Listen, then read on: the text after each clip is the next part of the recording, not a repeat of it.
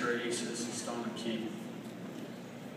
On a trail drive from Texas down by the Rio Grande, we drove past the Medina to a dry and bitter land, where before longhorns stringed along, grass range once was there. Now we herded them in silence with a feeling of despair. The day was hot, the wind was dry, the mesquite bared the way, and the gay and the cactus tried to drain our lives away. We came up to a ranch house dying in the desert sun. We looked the old spread over and couldn't see anyone.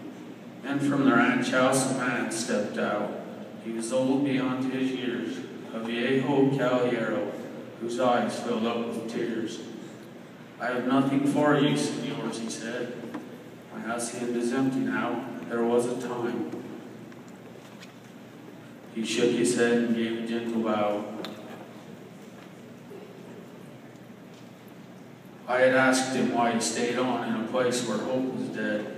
He looked up at me, his face grew soft, and this is what he said: "Mis raíces están aquí. My roots are buried here." Now I've punched cattle from the Rio Grande to the cold Montana plains. I've pushed them through New Mexico and through the Arizona range. I've seen ranchers hanging on when it's been 45 below, and the thoughts always cross my mind as to why they just don't go to a place where life is easier, where nature's not so hard.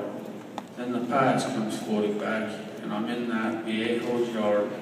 I think of him and his quiet pride and the things that he has done.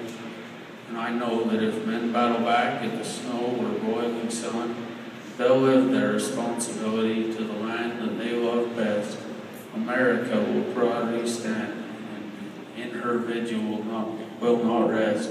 For no matter what may lie ahead, the answer is loud and clear: Mis raíces están aquí.